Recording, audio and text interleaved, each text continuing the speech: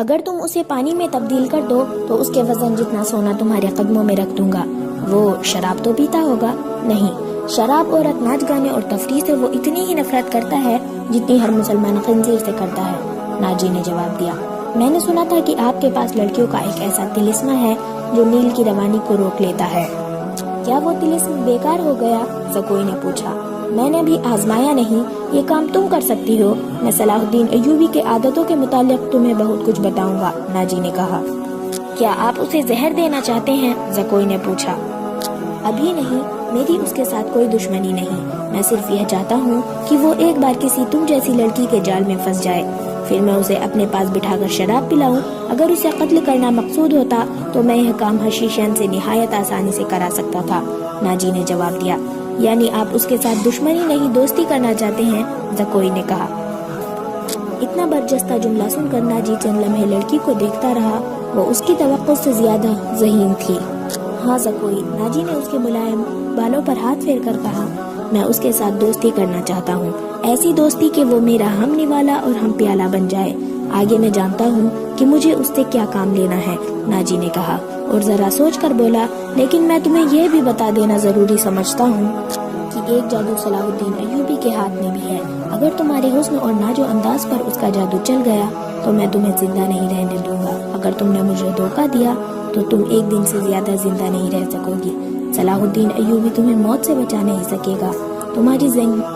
تمہاری زندگی اور موت میرے ہاتھوں میں ہے، تم مجھے دھوکہ نہیں دے سکو گی، اسی لیے میں نے تمہارے ساتھ کھل کر باتیں کی ہیں، ورنہ میرے رتبے اور حیثیت کا آدمی ایک پیشے ور لڑکی کے ساتھ پہلی ملاقات میں ہی ایسی باتیں کبھی نہیں کرتا۔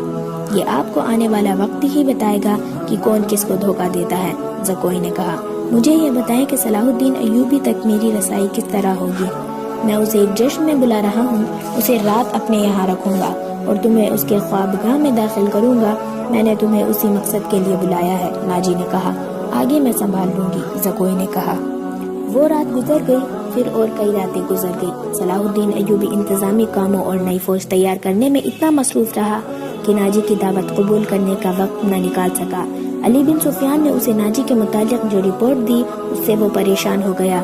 اس نے علی سے کہا، تو اس کا مطلب یہ ہے کہ یہ شخص صلیبیوں سے زیادہ خطرناک ہے، یہ ایک سانپ ہے جسے مصر کی عمارت آستین میں پال رہی ہے۔ علی بن سفیان نے ناجی کی تخریب کاری کی تفصیل سنائی کہ اس نے کس طرح کس بڑے آدمی کو اپنے ہاتھوں میں لیا اور انتظامیہ میں منمانی کرتا رہا۔ پھر کہا، اور جس سوڈانی سپاہی کا وہ سالار ہے وہ ہماری بجائے اس کا وفادار ہے، کیا آپ اس کا کوئی علاج سوچ سکتے ہیں؟ صلاح الدین ایوبی نے جواب دیا، صرف سوچ ہی نہیں سکتا، علاج شروع کر چکا ہوں۔ مصر سے جو سپاہ بھرتی کی جا رہی ہے اسے میں سوڈانی محافظوں میں گڑمڑ کر دوں گا، پھر یہ فوج سوڈانی ہوگی نہ مصری۔ ناجی کی یہ طاقت بکھر کر ہماری فوج میں جذب ہو جائے گی۔ ناجی کو میں اس کے صحیح ٹھکانے پر لے آؤں گا، اور میں یہ بھی وثوق سے کہہ سکتا ہوں کہ اس نے صلیبیوں کے ساتھ بھی گٹھ جوڑ کر رکھا ہے۔ علی بن سفیان نے کہا، آپ سلطنت اسلامیہ کو ایک مضبوط مرکز پر لا کر اسلام کو وسعت دینا چاہتے ہیں، مگر ناجی آپ کے خواب کو دیوانے کا خواب بتا رہا ہے، تم اس سلسلے میں کیا کر رہے ہو؟ علی بن سفیان نے جواب دیا، یہ مجھ پر چھوڑیں، میں جو کچھ کروں گا وہ آپ کو ساتھ ساتھ بتاتا رہوں گا، آپ مطمئن رہے۔ میں نے اس کے گرد جاسوسی کی ایک ایسی دیوار چن دی ہے جس کی آنکھ بھی ہے، کان بھی ہے، اور یہ دیوار متحرک ہے، یوں سمجھ لیں کہ میں نے اسے اپنے جاسوسی کے قلعے میں قید کر لیا ہے۔ صلاح الدین ایوبی کو علی بن سفیان پر اس قدر بھروسہ تھا کہ اس سے اس کی دربردہ کارروائی کی تفصیل نہ پوچھی۔ علی نے اس سے پوچھا، معلوم ہوا ہے کہ آپ کو جشن پر مدعو کر رہا ہے؟ اگر یہ بات صحیح ہے تو اس کی دعوت اس وقت قبول کریے گا جب میں آپ کو بتاؤں گا۔ صلاح الدین ایوبی اٹھا اور ہاتھ پیچھے رکھ کر ٹہلنے لگا، اس کی آہ نکل گئی، وہ رک گیا اور بولا، بن سفیان، زندگی اور موت اللہ کے ہاتھوں میں ہے، بے مقصد زندگی سے کیا یہ بہتر نہیں کہ انسان پیدا ہوتے ہی مر جائے؟ کبھی کبھی یہ سوچ دماغ میں آ جاتا ہے کہ وہ لوگ شاید خوش نصیب ہیں جن کی قومی حص پر مر چکی ہے اور جن کا کوئی کردار نہیں ہوتا، بڑے مزے سے جیتے ہیں اور اپنی آئی پر مر جاتے ہیں۔ وہ بد نصیب ہے امیر محترم، علی نے کہا۔ ہاں بن سفیان، صلاح الدین ایوبی نے کہا، میں جب انہیں خوش نصیب کہتا ہوں تو یہی بات معلوم نہیں کون میرے کان میں کہہ دیتا ہے جو تم نے کہی ہے، مگر سوچتا ہوں کہ ہم نے تاریخ کا دھارا اس موڑ پر نہ بدلا تو ملت اسلامیہ بکھر کر وادیوں، جنگلوں اور صحرا میں کھو جائے گی۔ ملت کے خلاف 3 حصوں میں بٹ گئی ہے، امیر منمانی کر رہے ہیں اور صلیبیوں کے اعلی کار بنتے جا رہے ہیں۔ مجھے یہ ڈر بھی محسوس ہونے لگا ہے کہ مسلمان اگر زندہ رہے تو وہ ہمیشہ صلیبیوں کے غلام اور اعلی کار رہیں گے۔ وہ اسی پر خوش رہیں گے کہ وہ زندہ ہے، مگر قوم کی حیثیت سے وہ مردہ کی طرح ہوں گے۔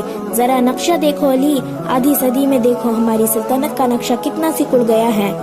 وہ خاموش ہو گیا، سر جھکا کر ٹہلنے لگا، پھر رک گیا اور سر کو جھڑک کر علی بن سفیان کو دیکھا، کہنے لگا، جب تباہی اپنے اندر سے اٹھے تو اسے روکنا محال ہو جاتا ہے۔ اگر ہمارے خلاف امارتوں کا یہی حال رہا تو صلیبیوں کو ہم پر حملے کرنے کی ضرورت پیش نہیں آئے گی۔ وہ آگ جس میں ہم اپنا ایمان، اپنا کردار اور اپنی قومیت جلا رہے ہیں، اس میں صلیبی آہستہ آہستہ تیل ڈالتے رہیں گے، ان کی سازش ہمیں آپس میں لڑواتی رہے گی۔ میں شاید اپنا عزم پورا نہ کر سکوں، میں صلیبیوں سے شاید شکست بھی کھا جاؤں، لیکن میں قوم کے نام ایک وصیت چھوڑنا چاہتا ہوں، وہ یہ ہے کہ کسی غیر مسلم پر کبھی بھروسہ نہ کرنا، ان کے خلاف لڑنا ہے تو لڑ کر مر جانا، کسی غیر مسلم کے ساتھ کبھی سمجھوتا اور کوئی معاہدہ نہ کرنا۔ علی بن سفیان نے کہا، آپ کا لہجہ بتا رہا ہے جیسے آپ اپنے عزم سے مایوس ہو گئے ہیں۔ صلاح الدین ایوبی نے کہا، مایوس نہیں، جذباتی علی، میرا ایک حکم متعلق شعبے تک پہنچا دو، بھرتی تیز کر دو اور کوشش کرو کہ فوج کے لیے زیادہ سے زیادہ ایسے آدمی رکھو جو جنگ کا تجربہ حاصل کر چکے ہوں۔ ہمارے پاس اتنی لمبی تربیت کا وقت نہیں، بھرتی ہونے والوں کا مسلمان ہونا لازم قرار دے دو، اور تم اپنے لیے ذہن نشین کر لو کہ ایسے جاسوسوں کا ایک دستہ تیار کرو جو دشمن کے علاقے میں جا کر جاسوسی بھی کرے اور شب خون بھی مارے۔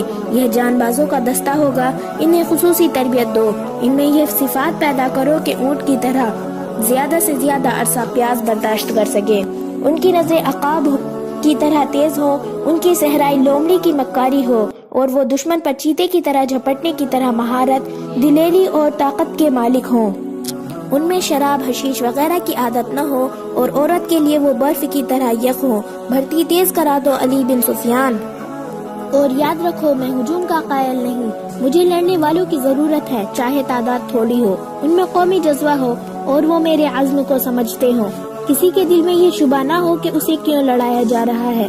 اگلے 10 دنوں میں کئی ہزار تربیت یافتہ سپاہی امارتی مصر کی فوج میں آ گئے، اور ان 10 دنوں میں ناجی نے زکوئی کو ٹریننگ دے دی کہ وہ صلاح الدین ایوبی کو کون سے طریقے سے اپنے حسن کے جال میں پھانس کر اس کی شخصیت اور اس کے کردار کو کمزور کر سکتی ہے۔ ناجی کے ہمراز دوستوں نے زکوئی کو دیکھا تو انہوں نے بلا خوف تعداد کہا، اس لڑکی کو مصر کے فرعون دیکھ لیتے تو خدائی کی دعوت سے دستبردار ہو جاتے۔ ناجی کا جاسوسی کا اپنا نظام تھا، بہت تیز اور دلیر، وہ معلوم کر چکا تھا کہ علی بن سفیان صلاح الدین ایوبی کا خصوصی مشیر ہے اور عرب کا مانا ہوا جاسوس ہے۔ اس نے علی کے پیچھے اپنے جاسوس چھوڑ دیے تھے اور اس نے علی کو قتل کرا دینے کا منصوبہ بھی بنا لیا تھا۔ زکوئی کو ناجی نے صلاح الدین ایوبی کو اپنے دام میں پھانسنے کے لیے تیار کیا تھا، لیکن وہ محسوس نہ کر سکا کہ مراکش کی رہنے والی یہ لڑکی اس کے اپنے اعصاب پر سوار ہو گئی ہے۔ وہ صرف شکل و صورت کی ہی دلکشی نہیں تھی، اس کی باتوں میں ایسا جادو تھا کہ ناجی اسے پاس بٹھا کر اس کے ساتھ باتیں ہی کرتا رہتا تھا۔ اس نے ان 2 ناچنے گانے والی لڑکیوں سے نگاہیں پھیر لی تھی جو اس کے منظور نظر تھی۔ 3-4 راتوں اس نے ان لڑکیوں کو اپنے کمرے میں نہیں بلایا تھا۔ ناجی سونے کے انڈے دینے والی مرغی تھی جو ان کے قبضے سے نکل کر زکوئی کی آغوش میں انڈے دینے لگی تھی۔ انہوں نے زکوئی کو راستے سے ہٹانے کی ترکیب سوچنی شروع کر دی۔ وہ آخر اس نتیجے پر پہنچی کہ اسے قتل کرا دیا جائے، مگر اسے قتل کرانا ممکن نظر نہیں آتا تھا کیونکہ ناجی نے اسے جو کمرہ دے رکھا تھا اس پر 2 محافظوں کا پہرا رہتا تھا۔ اس کے علاوہ یہ دونوں لڑکیاں اس مکان میں بلا اجازت باہر نہیں جا سکتی تھی جو ناجی نے اسے دے رکھا تھا۔ انہوں نے حرم کی خادمہ عورتوں میں سے ایک کو اعتماد میں لینا شروع کر دیا، وہ اس کے ہاتھوں زکوئی کو زہر دینا چاہتی تھی۔ علی بن سفیان نے صلاح الدین ایوبی کا محافظ دستہ پر ڈال ڈالا۔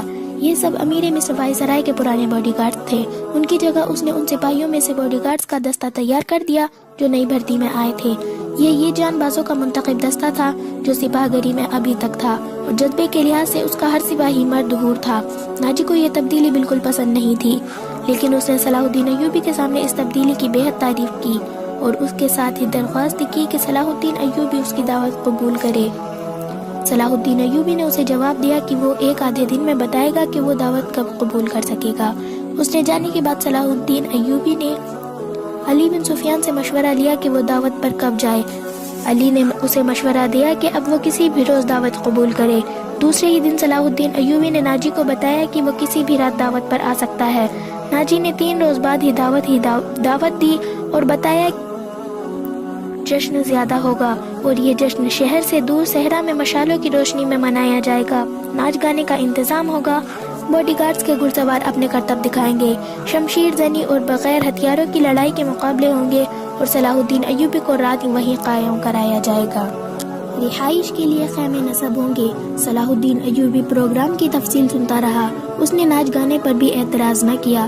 ناجی نے ڈرتے جھجکتے کہا، فوج کے بیشتر سپاہی جو مسلمان نہیں ہیں یا جو ابھی نیم مسلمان ہیں کبھی کبھی شراب پیتے ہیں اور وہ شراب کے عادی نہیں۔ وہ آج رات چاہتے ہیں کہ صلاح الدین ایوبی نے کہا، آپ چاہے تو انہیں اجازت دے دے، نہ دینا چاہے تو میں آپ پر اپنا حکم نہ چلاؤں گا۔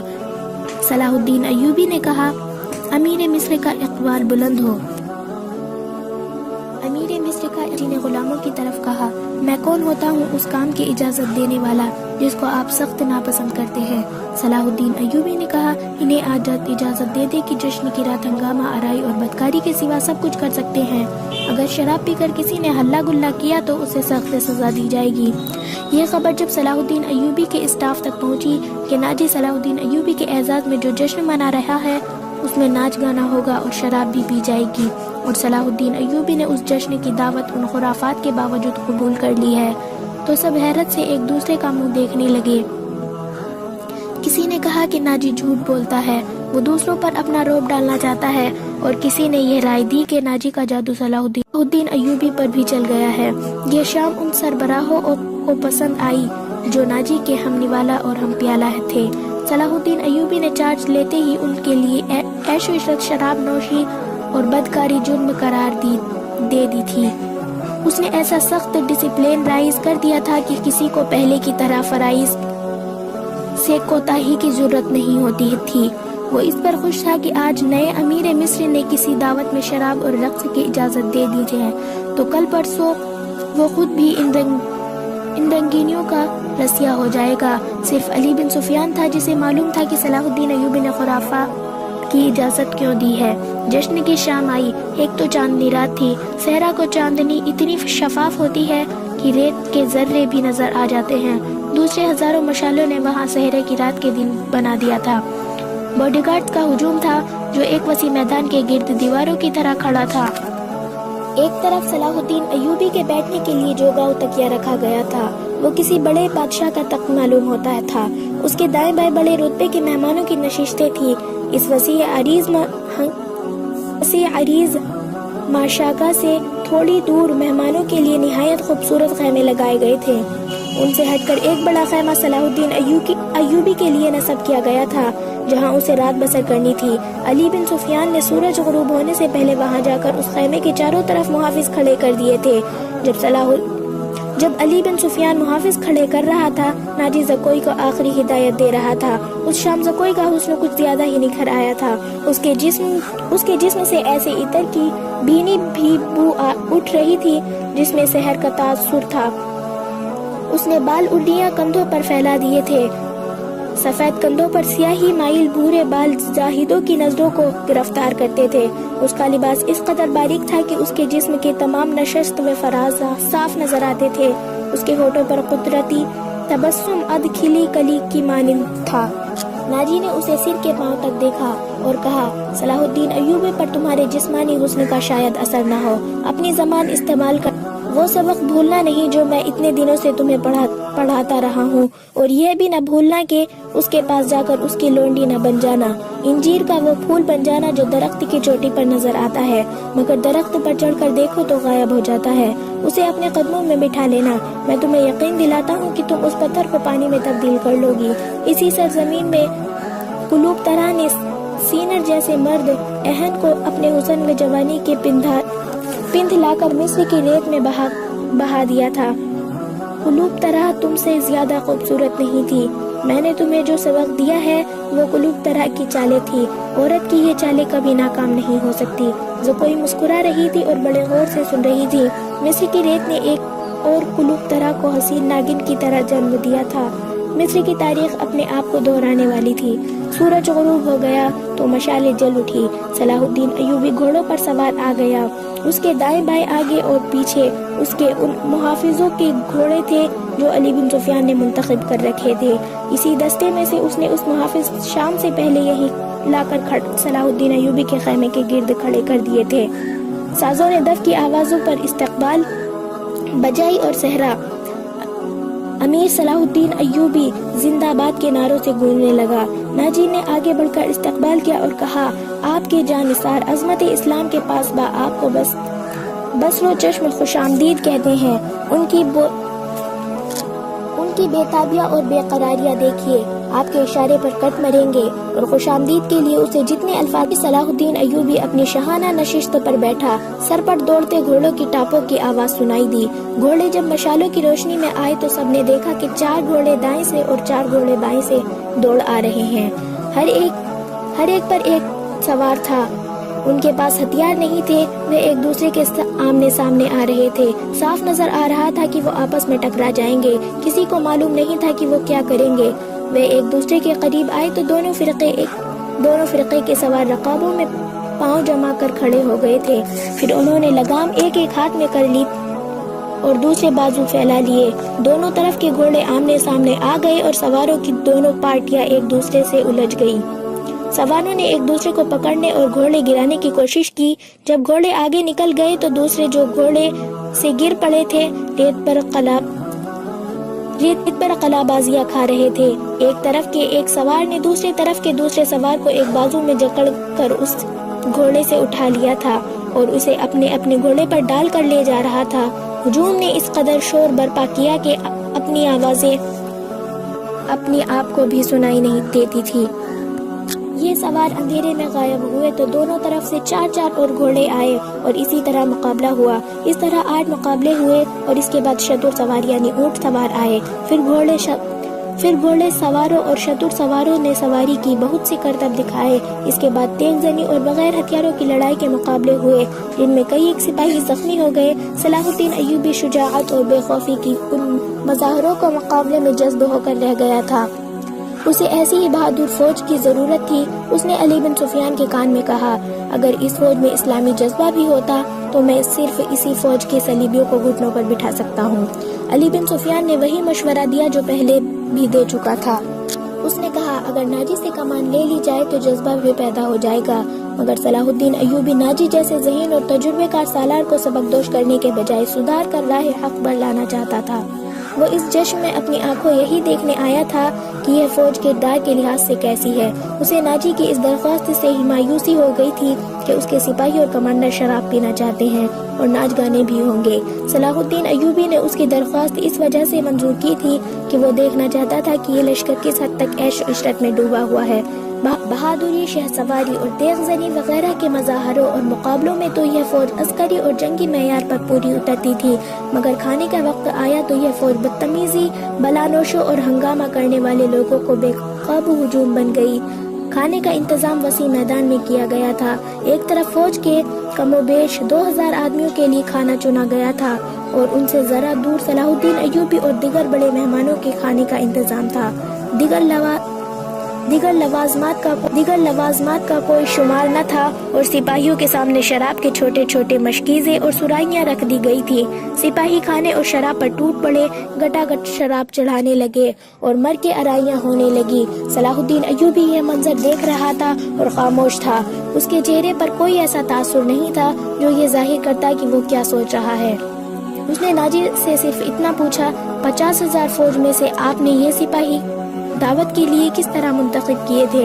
کیا یہ آپ کے بدترین سپاہی ہے؟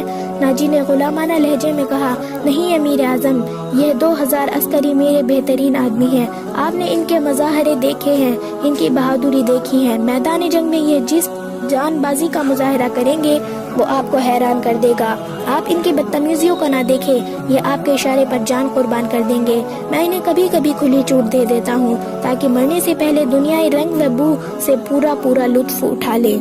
صلاح الدین ایوبی نے اس استدلال کے جواب میں کچھ بھی نہ کہا۔ ناجی جب دوسرے مہمانوں کی طرف متوجہ ہوا تو صلاح الدین ایوبی نے علی بن سفیان کے کان میں کہا، میں جو دیکھنا چاہتا تھا وہ دیکھ لیا ہے۔ یہ سوڈانی عسکری شراب اور ہنگامہ آرائی کے عادی ہیں۔ تم کہتے ہو کہ ان میں جذبہ نہیں، میں دیکھ رہا ہوں کہ ان میں کردار بھی نہیں۔ اس فوج کو اگر تم میدان جنگ میں لے گئے تو یہ لڑنے کی بجائے اپنی جان بچانے کی فکر کرے گی اور مال غنیمت لوٹے گی اور ہاری ہوئی فوج کی عورتوں کے ساتھ وحشیانہ سلوک کرے گی۔ علی بن سفیان نے کہا، اس کا علاج یہ ہے کہ آپ نے مخالف خطوں سے جو فوج تیار کی ہے انہیں ناجی کے اس 50,000 سوڈانی لشکر میں ملا دے تو برے سپاہی اچھے سپاہیوں کے ساتھ مل جل کر اپنی عادتیں بدل دیا کرتے ہیں۔ صلاح الدین ایوبی مسکرایا اور علی سے کہا، تم یقیناً میرے دل کا راز جان جاتے ہو۔ میرا منصوبہ یہی ہے جو میں ابھی تمہیں نہیں بتانا چاہتا تھا، کسی سے اس کا ذکر نہ کرنا۔ علی بن سفیان میں یہی وصف تھا کہ دوسروں کے دلوں کے راز جان لیتا تھا اور غیر معمولی طور پر ذہین تھا۔ وہ کچھ اور کہنے ہی والا تھا کہ ان کے سامنے کئی اور مشالیں روشن ہو گئی۔ زمین پر بیش قیمت قالین بچھے ہوئے تھے۔ شہنائی اور سارنگ کا ایسا میٹھا اور پرجوش نغمہ ابھرا کہ مہمانوں پر سناٹا طاری ہو گیا۔ ایک طرف سے ناچنے والیوں کی قطار نمودار ہوئی۔ 20 لڑکیاں ایسے باریک اور انگ نظر آنے والے لباس نفیس پہنے چلی آ رہی تھی جس میں ان کے جسم کا انگ نظر آ رہا تھا۔ ہر ایک کا لباس بہت باریک چوغا سا تھا جو شانوں سے ٹخنوں تک لمبا تھا۔ اس کے بال کھلے ہوئے تھے اور ایسی ریشم کا حصہ نظر آ رہے تھے جس کا انہوں نے لباس پہن رکھا تھا۔ صحرا کی ہلکی ہلکی ہوا سے اور لڑکیوں کی چال سے یہ ڈھیلا لباس ہلتا تھا تو یوں لگتا تھا جیسے پھولدار پودوں کی ڈالیاں فضا میں آ رہی ہوں۔ ہر ایک کے لباس کا رنگ جدا تھا، ہر ایک کی شکل و صورت ایک دوسرے سے مختلف تھی، لیکن حسن اور جسم کی لچک میں سب ایک جیسی تھی۔ ان کے مرمری بازو اریاں تھے۔ وہ چلتی آ رہی تھی لیکن قدم اٹھتے نظر نہیں آتے تھے۔ وہ ہوا کی لہروں کی مانند نظر آ رہی تھی۔ وہ نیم دائرے میں ہو کر رک گئی، صلاح الدین ایوبی کی طرف منہ کر کے تعظیم کے لیے جھکی۔ سب کے بال سرک کر شانوں پر آ گئے۔ سازندوں نے ان ریشمی بالوں اور جسموں کے جادو میں طلسم پیدا کر دیا۔ سیاہ فام دیو جیسے حبشی آدمی جن کی کمر کے گرد چیتے کی کھالیں تھی ایک بڑا سارا ٹوکرا اٹھائے تیز قدم چلاتے نظر آئے اور ٹوکرا لڑکیوں کے نیم دائرے کے سامنے رکھ دیا۔ ساز سپیروں کی بین کی دھن بجانے لگا۔ حبشی مست سانڈوں کی طرح پھوکار مارتے ہوئے غائب ہو گئے۔ ٹوکری میں سے ایک بہت بڑی کلی اوپر کو اٹھی اور پھول کی طرح کھل گئی۔ یوں لگتا تھا جیسے سرخ بالوں میں سے چاند نکل رہا ہو۔ یہ لڑکی اس دنیا کی معلوم نہیں ہوتی تھی۔ اس کی مسکراہٹ بھی عارضی نہیں تھی، اس کے بالوں کی چمک بھی مصر کی کسی لڑکی کی چمک نہیں لگتی تھی۔ اور جب لڑکی نے پھول کی چوڑی پتیوں میں سے باہر قدم رکھا تو اس کے جسم کی لچک نے تماشائیوں کو چکت کر دیا۔ علی بن سفیان نے صلاح الدین ایوبی کی طرف دیکھا، اس کے ہونٹوں پر مسکراہٹ تھی۔ مجھے توقع نہیں کہ یہ اتنی خوبصورت ہوگی، صلاح الدین ایوبی نے مسکرا کر اس کے کان میں کہا۔ جی نے صلاح